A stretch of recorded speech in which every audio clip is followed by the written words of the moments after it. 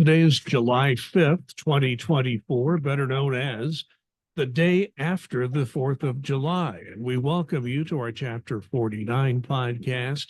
My name is Larry Lannan. I'm a volunteer in communications and a retiree from IRS. We are very happy you've chosen to join us. Maybe you've got a little extra time during the holiday season here to listen or watch. If you are, thank you. Spread the word. You can always, subscribe on whatever platform you're using. If you're using an audio platform, if you're on YouTube, you can, of course, subscribe there as well to be notified every time we have a new podcast. And with this new podcast, we welcome Duncan Giles, our chapter president. Thanks, Larry. It's always good to be here, even on the day after a holiday. Well, I'm sure you have a full staff today on a Friday after a holiday, right? Yeah, it's when I get out of my office, it's almost like I have to elbow people in the halls to get through. But Duncan Giles is working today. You are in the office, correct?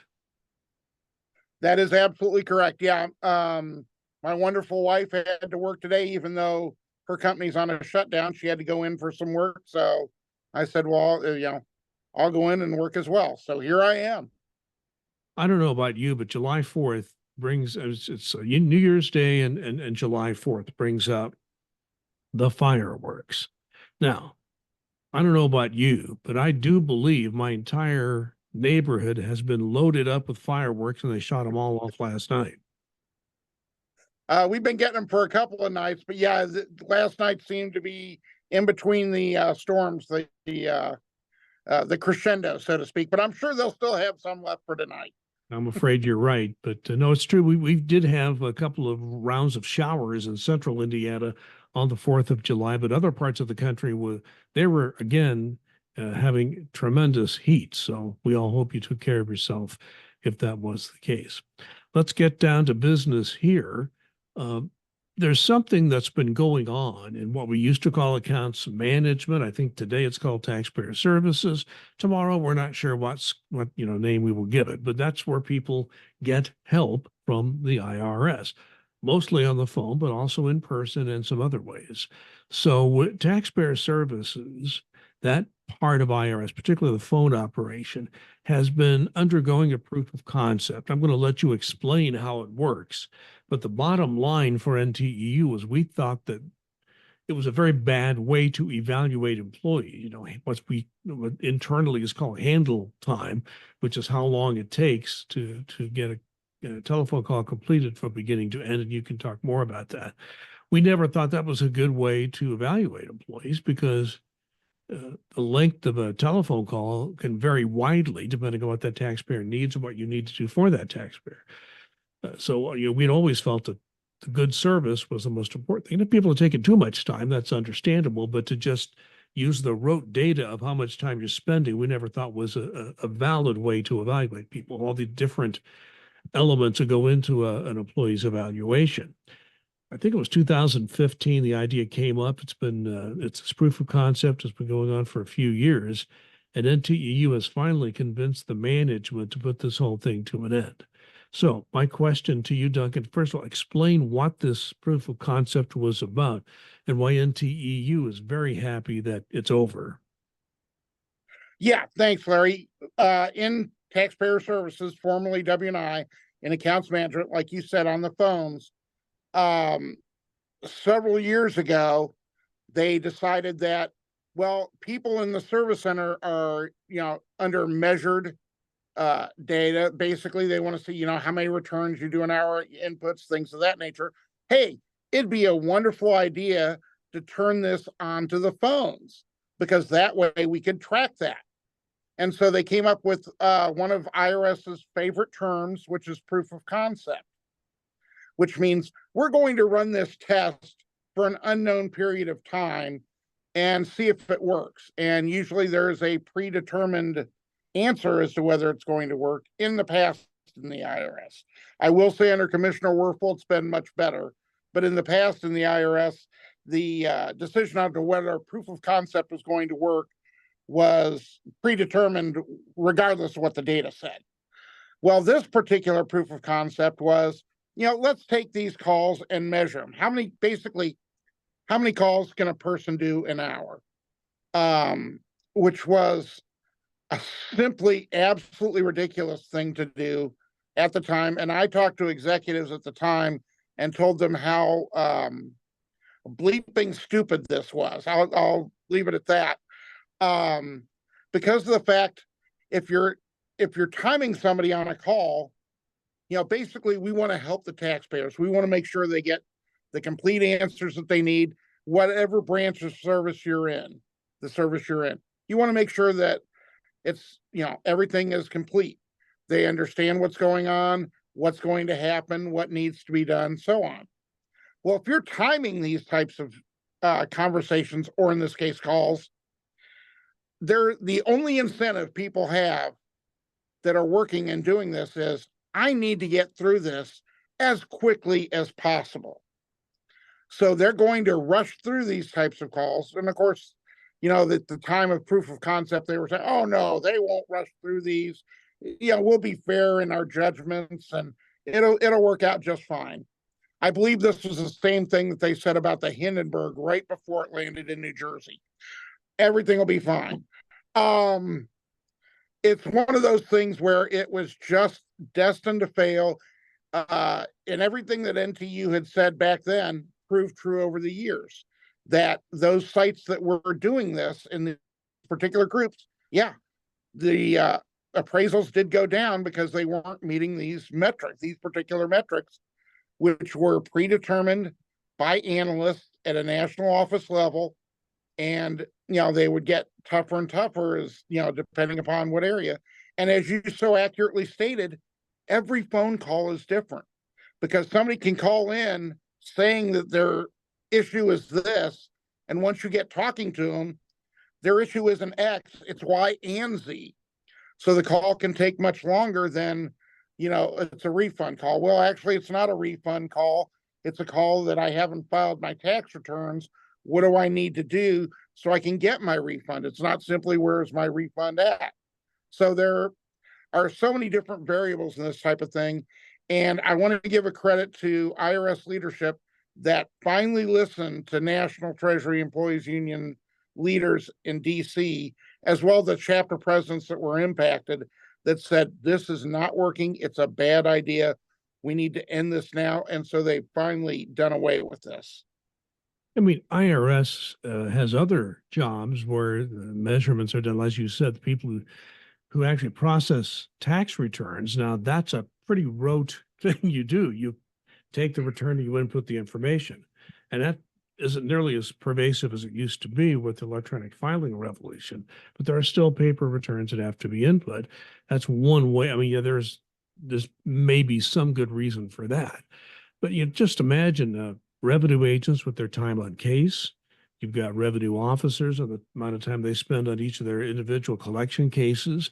And there are other parts of the service where, it is an ingredient as to how management judges the way you handle a situation.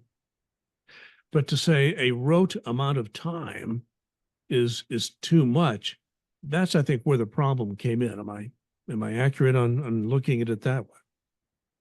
Absolutely. There is an aspect, and it varies by term in almost everybody's CJEs, but it's time utilization. And that's how you would judge something that, are you taking the proper amount of time on it? Is somebody taking the proper amount of time on a call? Is somebody taking the proper amount of time to work a case? Is somebody taking the proper amount of time on a collection issue? Those are time utilization things that are going to be different on a case-by-case basis, depending upon the complexity of the issue. So to basically try and lump it in to say, okay, this should take X amount of time, just because of, as I described before, you could just be going into something totally different than you were to begin with, was a very bad way to do it. And again, I'm just thankful that this is going to be dropped. I want to go back to our previous podcast where our guest was Doreen Greenwald, President, National Event to EU. And I think she made this point, and I want to make it here. People wonder, well, why do we have to have a union? What does NTEU really do for us? Well, let me just tell you, folks, these people on the phone, and this could also go to other jobs when you talk about time utilization.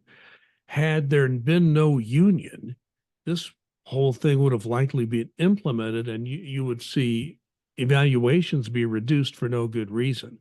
So I think it's good to Uh, remember NTU did something very important here for the employees.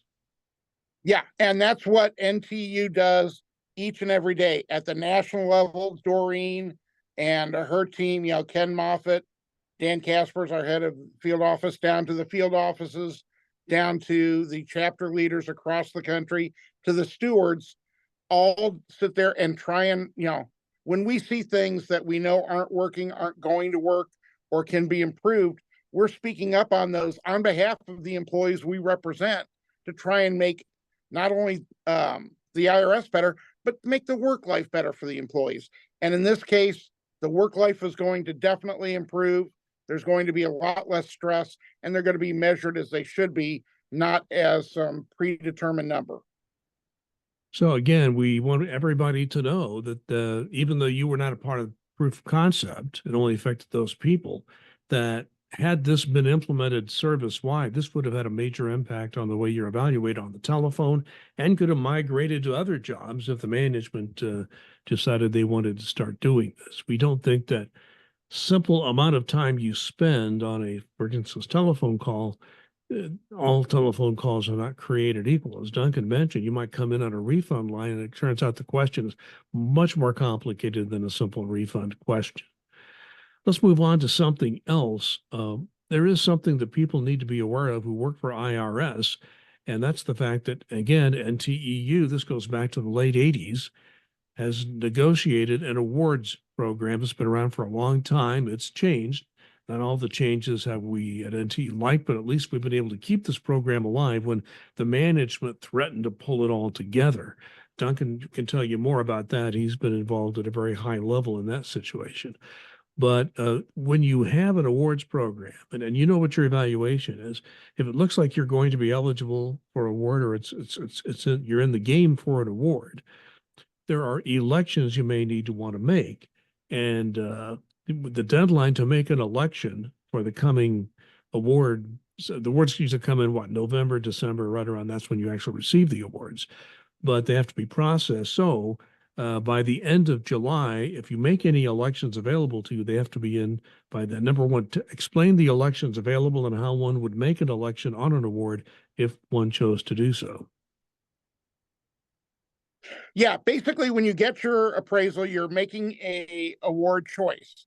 You're saying, I want either time off or I want a cash award, or if you make qualified, a quality step increase, a QSI. Those are for those that are outstanding. A couple of things again to remind people on awards: QSIs are at the discretion of management. So just because you have an outstanding score does not mean you're going to get a QSI. But what happens is we have this every single year. There are people that say, I put in for a cash award and I wanted time off, or vice versa. And again, to qualify for an award, you have to have at least a 3.4. That's the minimum. But you also have to be in the top 55% of your particular pool. And we want to make sure, and you can confirm it with your manager now, if you want a certain election, either cash award or time off, confirm with your manager what selection you have right now. Because if it's not changed by July 30th and you want to try and fix it once the awards come out, that process gets a lot tougher and will take several, I emphasize several pay periods to get fixed. So check with your manager, make sure what your award selection is, what you want it to be, and make sure that you, if it's different, that you change it by the end of this month, by July 30th. Yeah, just a couple of comments on my part. Number one, yes, that's true. If it's a quality step increase QSI, that is totally at the discretion of management. But if you have straight fives, nothing in the law prevents you from lobbying your manager, letting your manager know, hey, did you consider a QSI for me? There are certain parts of the service, certain times where the managers are told, to look for worthy QSI recipients. So, I mean, this doesn't happen all the time, but every now and then your manager may have recently been told, hey, look for QSI possibilities. It's up to them, but there's nothing that prevents you from lobbying on them. Another thing I wanted to mention, Duncan, I really think Chapter 49, I give George Bilkey credit for this. When the awards program was first implemented in the late 1980s, Chapter 49 had we had local agreements, and every chapter had a local agreement on their awards. It's national, but then each chapter did their own. We had one of the best, I think, local agreements in the nation. If you received a 4.0, you immediately got, I think it was $120, period. And then the pool came after that money was taken. And people loved that. Really enjoyed that. You knew at a certain point you would get a cash award, which I think was popular, and the managers liked it too because it was a simple process. Everybody knew how it worked. In fact, I remember George was out of town. I was vice president of the chapter at that time. The general accounting office came in, and they wanted to see our agreement because they'd heard about it. And when I explained it to the GAO employee, she wanted a copy of it to take back to Washington. So we had some very good local agreements, which of course all went out the window when IRS decided they wanted one national program. And I'll leave it up to you if you want to comment on that. But we all need to keep in mind that the management at one point in time, just a few years ago, started playing serious hardball on this and threatened to end the whole program of awards if the management did not get what they wanted. So NTEU had to agree to some things we didn't think were particularly a good idea, simply because we did not want to risk losing that program, which is so popular amongst the employees. And I think managers also, most managers, if you asked them, like the program as well. So just curious if you have any thoughts along those lines. Yeah. And when we talk about the current national agreement, this goes back all the way to 2001. And I remember talking to one of the architects of this at the time and said, why did you accept this crazy program that nobody's going to know for sure? Because like you said, I was used to the Chapter 49 implementation of the awards, which was pretty clear cut. You knew what you had to do to get an award. With this, if you have a 4.6 or above overall score, you're going to get an award. Aside from that, you don't know, and you hope you're in the top 55%. And that changes year to year depending upon the scores. And the response I got back was, well, it was either this or nothing. And over the years, IRS has come back a couple times and, like you said, tried to play hardball. They wanted to eliminate it, greatly reduce it, simplify it, lower the money. And to our leadership's credit, Doreen, our guest this past week, Ken Moffitt, and the chapter leaders who negotiated this, we made sure that not only did it not get lowered, but now it's gotten increased and it's a bigger pool for the award. So NTU has really fought to keep and improve these awards every single time that we get the opportunity. Everybody wants to make it simpler. We all want to try and make it better, but we want to make sure that, the vast majority of employees, and when you get to the 55% and ties, that gets to be the majority of employees get an award, and it's a pretty good award as well. And we want to make sure that, our folks that do the hard work get rewarded as they should. Let's move on to another issue we talked about extensively last time in our last podcast with Doreen Greenwald. That's the 2025 project. It's been getting a lot more attention in the mainstream media. I have been seeing many stories on television, newspapers, other news, national news operations that have been paying attention to this. There's much more to this than Schedule F, which would put more federal employees as appointees of a president serving at the pleasure of the president. We think that's a bad thing to do in terms of just uh, administering the law, nothing else, and giving service to the taxpayers.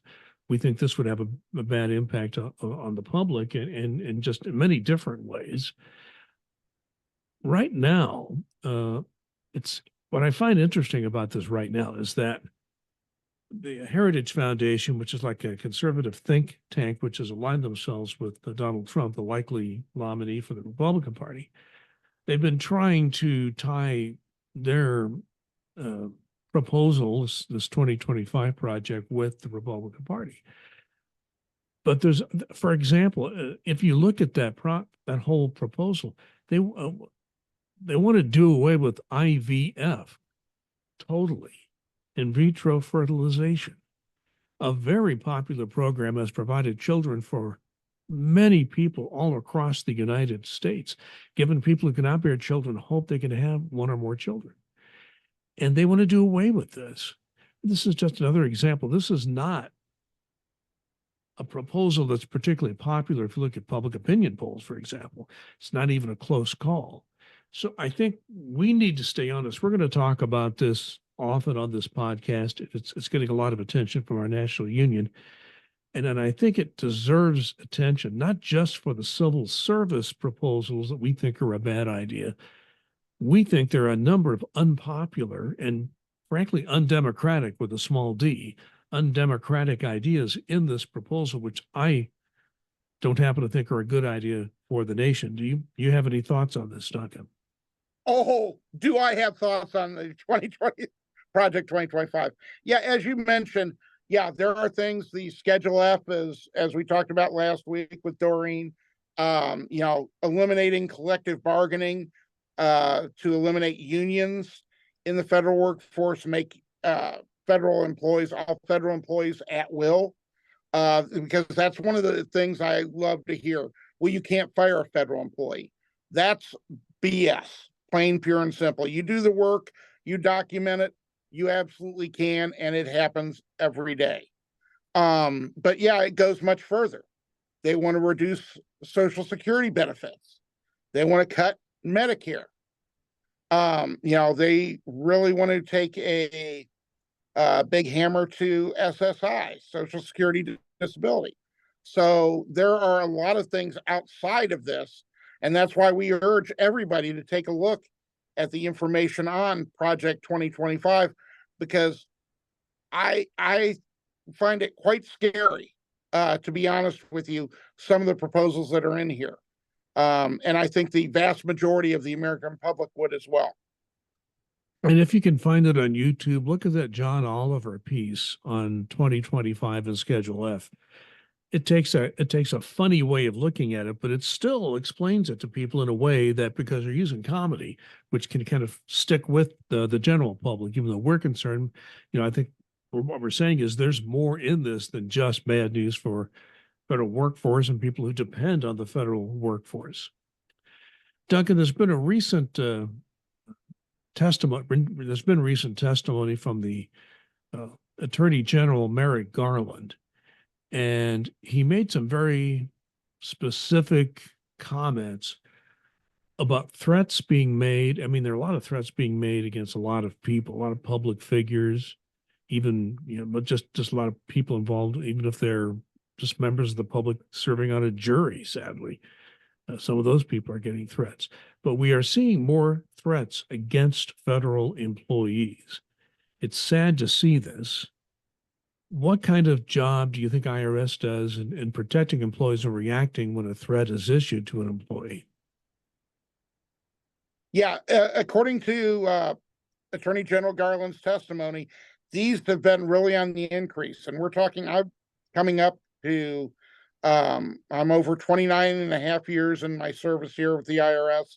And, we've never been popular. We've never been anybody's favorite, but it's never really been the rank and file, aside from, if you're collecting money or you're auditing, you're not going to be the most popular person in the world.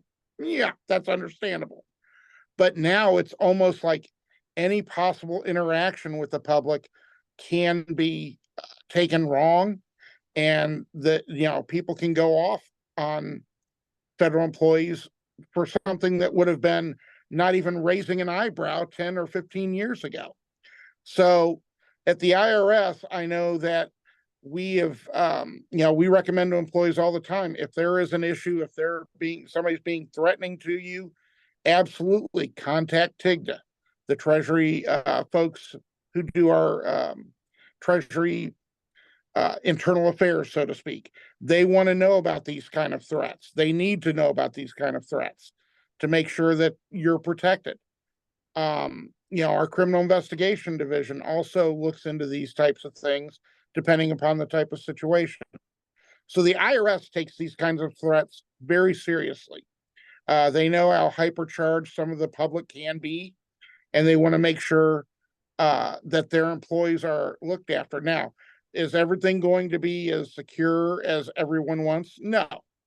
But there are things out there you can, if you're out in the public, you can apply for a pseudonym, to not have to use your real name if you're concerned or worried about that kind of thing. So there are different things in place to protect employees at the IRS, and other agencies have their own ways of doing things. Now, if I was somebody that was smart, I was threatening somebody from somebody that works for Customs and Border Protection, who NTU also represents, I would think that would be a pretty dumb move, just based on knowing the CBP folks that I know. But there are an awful lot of folks who are just doing their jobs as federal employees and are getting threatened, picked on, yelled at for no reason whatsoever. And we've got to try and do what we can to bring back the civility and common sense to this. Duncan, you mentioned TIGTA, the Treasury Inspector General for Tax Administration. They do take care of threats made against IRS employees and do what needs to be done if anything needs to be done in that situation. Well, TIGTA, that same organization, also issues reports about IRS. And IRS has said publicly many times that part of that Inflation Reduction Act money that's sitting there, still we have tens of billions left in it now. The service has always said we are going to use some of that money to serve underserved taxpayers and provide service for underserved taxpayers.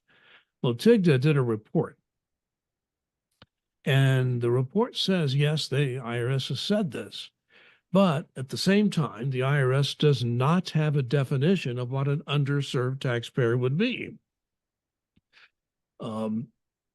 And the IRS response to this, and this is right out of Government Executive Magazine's website, I'll quote this. While IRS officials told investigators they use different models to identify underserved taxpayers, the Inspector General argued this practice has resulted in disparate definitions across the agency. In other words, if you don't have a definition of an underserved taxpayer, everybody comes up with their own definition and you have disparate treatment. NTEU has some experience in dealing with the IRS, sometimes involved in disparate treatment, correct? Absolutely. Disparate treatment is not anything you'd ever want to see. And again, different circumstances can mean, underserved in one place may mean totally different. Underserved in Los Angeles may be totally different than underserved in New York, or underserved in Little Rock, Arkansas, or in Fishers, Indiana. It just varies wildly, but you do think that we would have to come up with some sort of at least broad definition that everybody agrees with of what an underserved taxpayer is, so we can go forward and help these folks. Okay, Duncan, time for your final comment. My final comment today is, we only have one life. Live your life, enjoy your life. If you never know what's going to happen tomorrow, you could be here today and unfortunately gone tomorrow. So, you hear that thing, eat that dessert. If you want to get a massage, you get a massage. If you, want to take that vacation or take that chance on doing something, take that chance. You only live once. You don't know how long you've got. Enjoy your life to the fullest, whatever that means to you. My comment's very close to that. It is summer. What's that the old song says? Summertime and the living is easy.